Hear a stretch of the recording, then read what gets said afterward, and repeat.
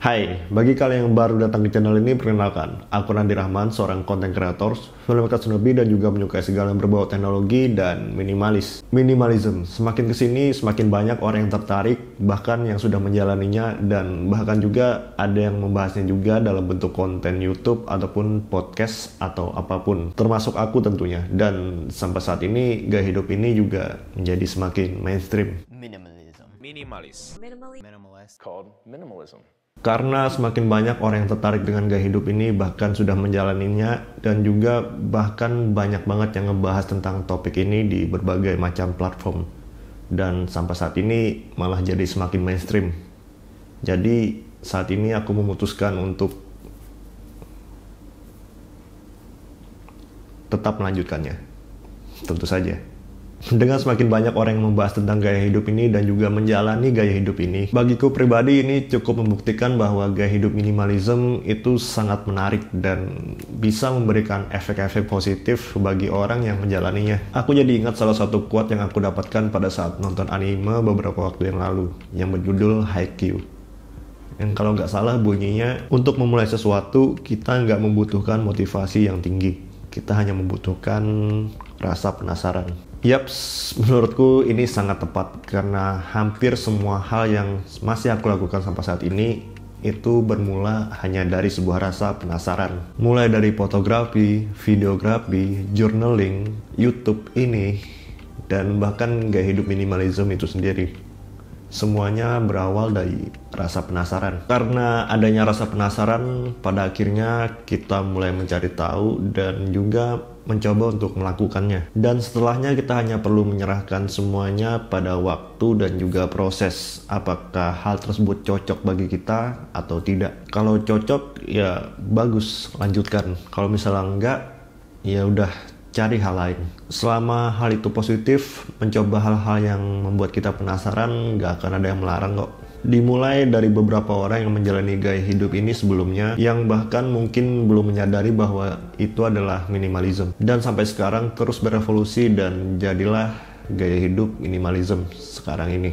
Mungkin kalau gaya hidup minimalis ini nggak memberikan value yang baik ataupun nggak memberikan manfaat, gaya hidup ini nggak akan bertahan dan terus berevolusi sampai sekarang. Dan terus menyebar pada berbagai lapisan masyarakat, entah itu lapisan bawah ataupun lapisan atas. Entah itu orang tua ataupun anak muda. Dengan semakin menjamurnya gaya hidup ini sekarang di seluruh dunia, tidak terkecuali di Indonesia, menurutku pribadi malah lebih banyak efek positifnya daripada negatifnya. Mungkin orang-orang nggak sekonsumtif dulu lagi, yang berarti perputaran ekonomi juga turut melambat. Tapi aku jujur, aku masih belanja online kok, dan juga aku masih pakai jasa-jasa yang disediakan oleh orang-orang, entah itu GoFood, GrabFood, Londe, ataupun sebagainya. Karena salah satu goals dari gaya hidup minimalism itu sendiri adalah dengan menciptakan ruang atau space sebesar-besarnya atau sebanyak-banyaknya, agar kita bisa melakukan hal-hal yang benar-benar memiliki value atau yang benar-benar kita sukai. Dengan pakai jasa laundry, meskipun kita bisa nyuci sendiri, tapi dengan begitu waktu pada saat kita mencuci baju sendiri bisa kita gunakan untuk menambah space waktu untuk melakukan hal-hal yang kita sukai. Dengan belanja di jalur online juga menghemat waktu kita untuk pergi atau berangkat ke toko offline. Atau mungkin dengan beli makan via GrabFood atau GoFood, kita jadi nggak perlu keluar rumah atau memakan waktu yang lama untuk memasak, dan nggak perlu membuyarkan konsentrasi yang sudah kita bangun sebelumnya, sehingga malah jadi nggak begitu produktif. Perputaran ekonomi tetap terjadi di situ. Kita memberikan uang dan kita mendapatkan waktu.